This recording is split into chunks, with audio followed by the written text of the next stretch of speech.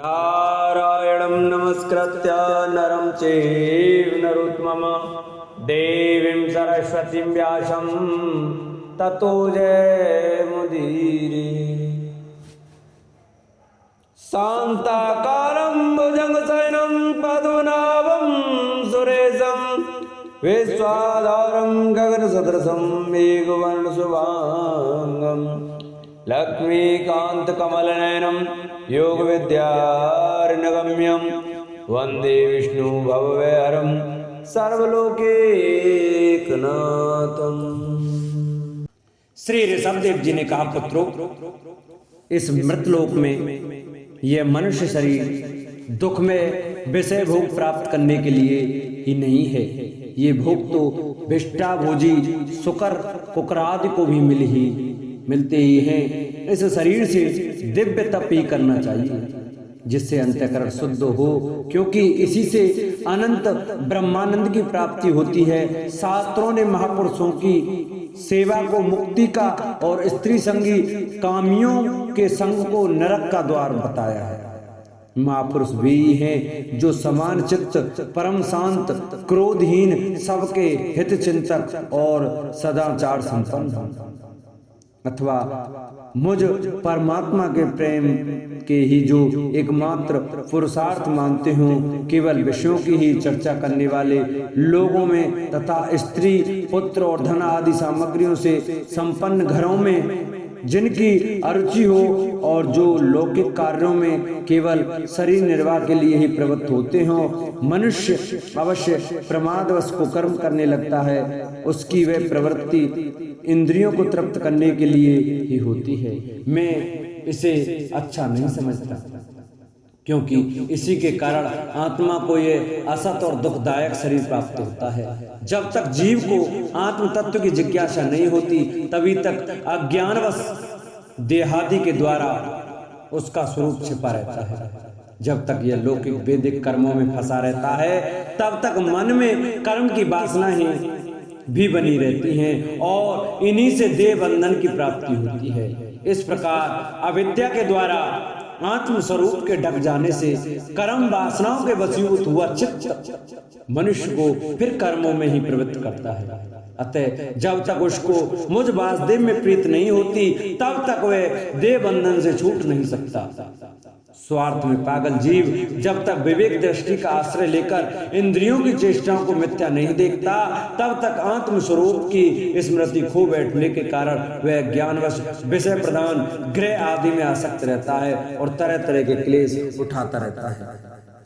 स्त्री और पुरुष इन दोनों का जो परस्पर दाम्पत्य भाव है, इसी को पंडित जन उसके हृदय की दूसरी स्थूल एवं दुर्वेद ग्रंथ कहते हैं। देहाभिमानी रूपी एक एक सूक्ष्म ग्रंथि तो उनमें अलग अलग पहले से ही है। इसी के कारण जीव को देन्द्रियादि के अतिरिक्त घर, खेत, पुत्र, स्वजन और धन आदि में भी मैं और मेरेपन का मोह हो जाता है।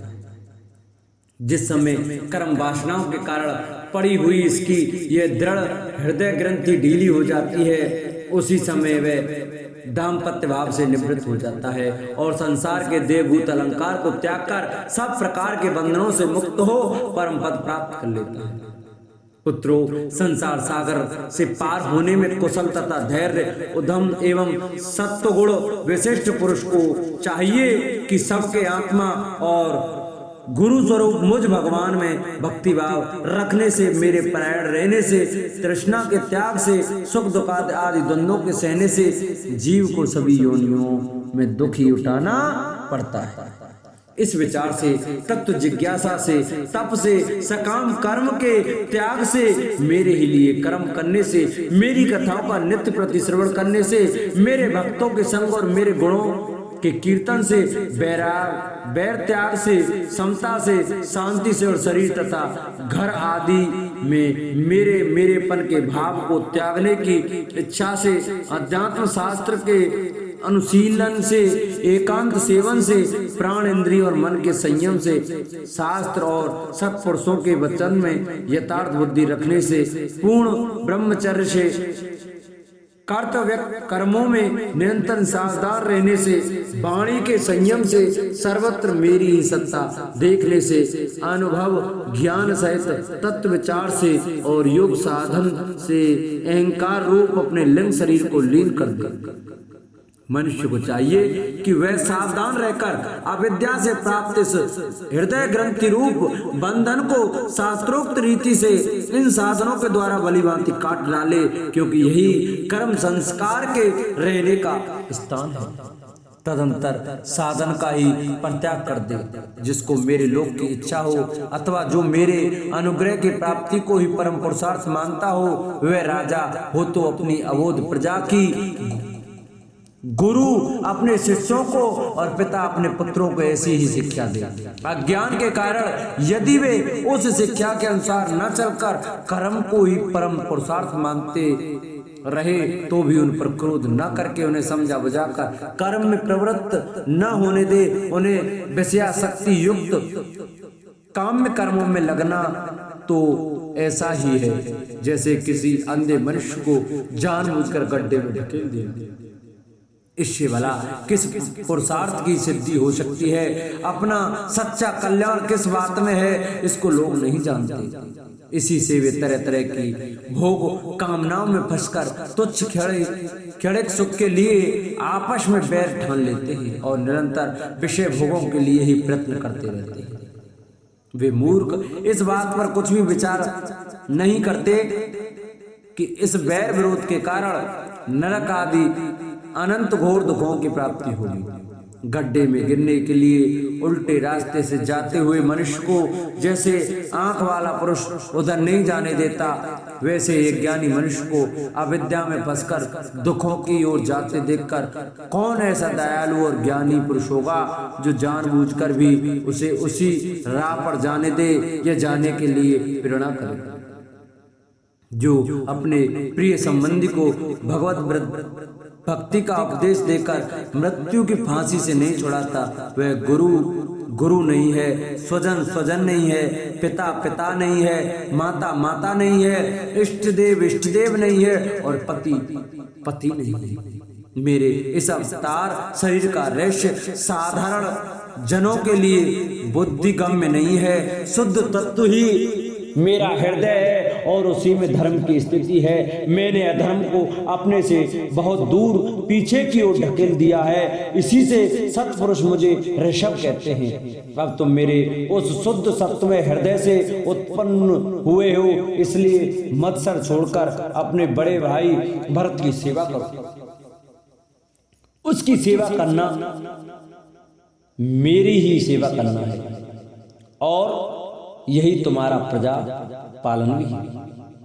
अन्य सब भूतों की अपेक्षा वृक्ष अत्यंत श्रेष्ठ है। उनसे चलने वाले जीव श्रेष्ठ हैं। उनमें भी कीटादि की अपेक्षा ज्ञान युक्त पशु आदि श्रेष्ठ हैं। पशुओं से मनुष्य, मनुष्यों से प्रथमगण, प्रथमों से गंधर्व, गंधर्वों से सिद्ध और सिद्धों से देवताओं के अनुयायी किन्नर आदि श्रेष्ठ हैं।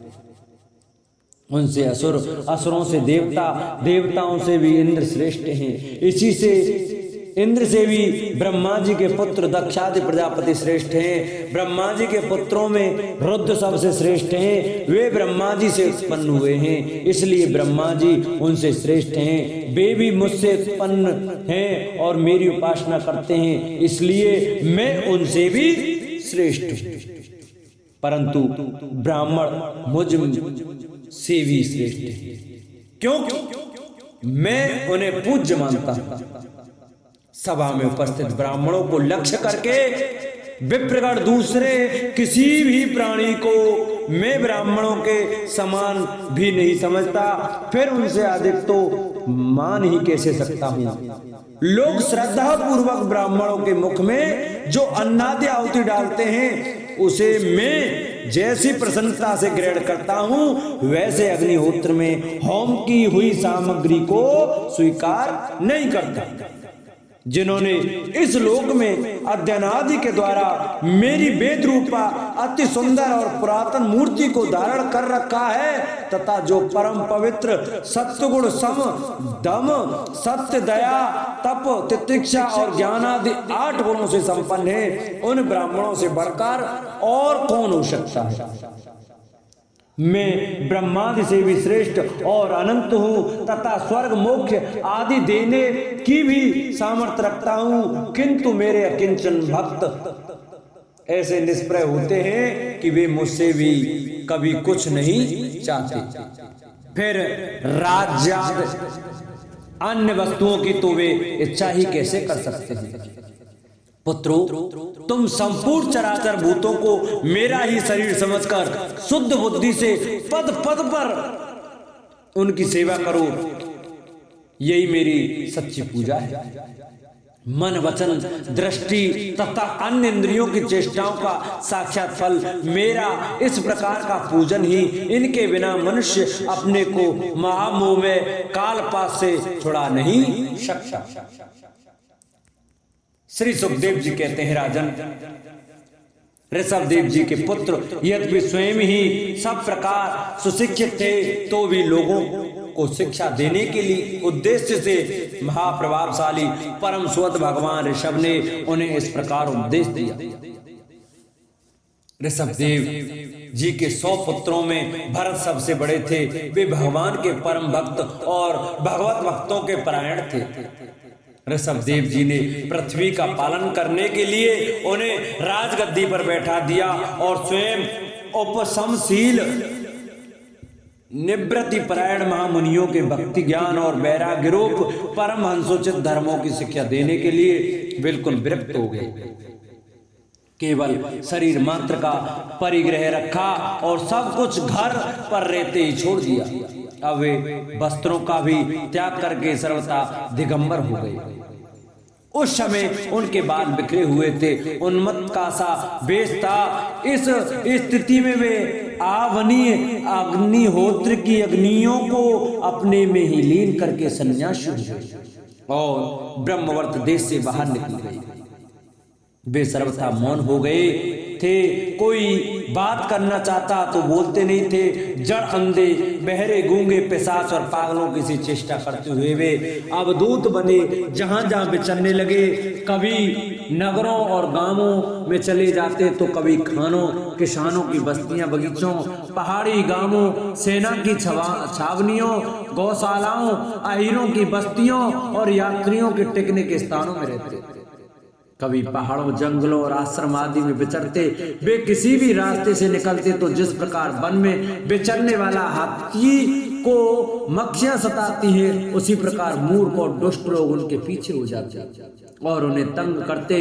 कोई धमकी देते, कोई मारते, कोई पेशाब कर देते, कोई थूक देते, कोई ढेला मारते, कोई विष्ठा और धूल फेंकते, कोई अधोवायु छोड़ते और कोई रोटी खोटी खरी सुनाकर उनका तिरस्कार करते। किंतु वे इन सब बातों पर जरा भी ध्यान नहीं देते। इसका कारण यह था कि ब्रह्म से सत्य कहे जाने वाले इस मिथ्या शरीर में उनकी अहंता ममता तनिक भी नहीं थी। वे कार्य कारण रूप संपूर्ण प्रपंच के साक्षी होकर अपने परमात्मा स्वरूप में ही स्थित थे। इसलिए अखंड चित्तवृत्त से अकेले ही पृथ्वी पर विचरते रहते थे। यद्यपि उनके हाथ पैर छाती लंबी लंबी भाएं कंधे गले और मुख आदि अंगों की बनावट बड़ी ही सुकुमार थी। उनका स्वभाव से ही सुंदर मुख स्वाभाविक मधुर मुस्कान से और भी मनोहर जान पड़ता था। नेत्र नवीन कमल दल के समान बड़े सुहावने विशाल एवं कुछ लाली लिए हुए थे। उनकी पुतलियां शीतल एवं संताप हारिणी थी। उनके नेत्रों के कारण वे बड़े मनोहर जान पड़ते थे।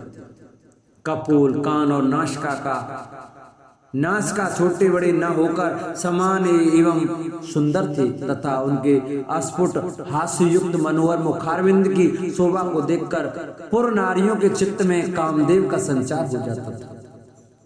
तथापि उनके मुख के आगे जो भूरे रंग की लंबी लंबी घुंघराली लटें लटकी रहती थी, उनके मान भार और अवधूतों के समान धूली धूसरे सरित देह के कारण वे ग्रहग्रस्त मनुष्यों के समान जान पड़ते थे।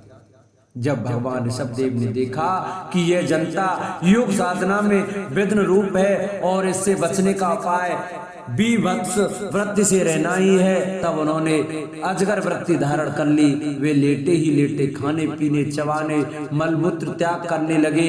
वे अपने त्यागे हुए मल में लोट लोट कर शरीर को उससे सान लेते, किंतु उनके मल में दुर्गंध नहीं थी, बड़ी सुगंध थी और वायु उस सुगंध को लेकर उनके चारों ओर 10 योजन तक सारे देश को सुगंधित कर देती थी। इसी प्रकार गौ मृग और काकाद की वृत्तियों को स्वीकार कर वे उन्हीं के समान कभी चलते हुए, कभी खड़े खड़े, कभी बैठे हुए और कभी लेटे लेटे खाने पीने और मल मूत्र का त्याग करने लगते थे। परीक्षित परमहंसों को त्याग के आदर्श की शिक्षा देने के लिए इस प्रकार मोक्षपति भगवान ऋषभदेव ने कई तरह की योगचर्या का आचरण किया। वे निरंतर सर्वश्रेष्ठ महान आनंद का अनुभव करते रहते थे। उनकी दृष्टि में निरूपाधिक रूप से संपूर्ण प्राणियों के आत्मा अपने आत्म स्वरूप भगवान वासुदेव से किसी प्रकार का भेद नहीं था, इसलिए उनके सभी पुरुषार्थ पूर्ण हो चुके थे। उनके पास आकाश मनोज वित्व मन की गति के समान ही शरीर का भी इच्छा करते ही सर्वत्र पहुंच जाना, अंतर्धान पर काय प्रवेश, दूसरे शरीर में प्रवेश करना, दूर की बातें सुन लेना और दूर के दृश्य देख लेना आदि सब प्रकार की सिद्धियां अपने आप ही सेवा करने को आई, परंतु उन्होंने उनका मन से आदर या ग्रहण नहीं किया। बोलो भागवत भगवान की जय। जिन भक्तों को हमारी ये श्रीमद् भागवत महापुराण की कथा अच्छी लगी हो वो हमारी वीडियो को ज़्यादा से ज़्यादा शेयर करें, जिससे और भी भक्त हमारी ये श्रीमद् भागवत की कथा श्रवण कर सके। जिन्होंने चैनल को सब्सक्राइब नहीं किया है वो चैनल को सब्सक्राइब कर वीडियो को लाइक करें और कमेंट अवश्य करें। बोलो भागवत भगवान की जय।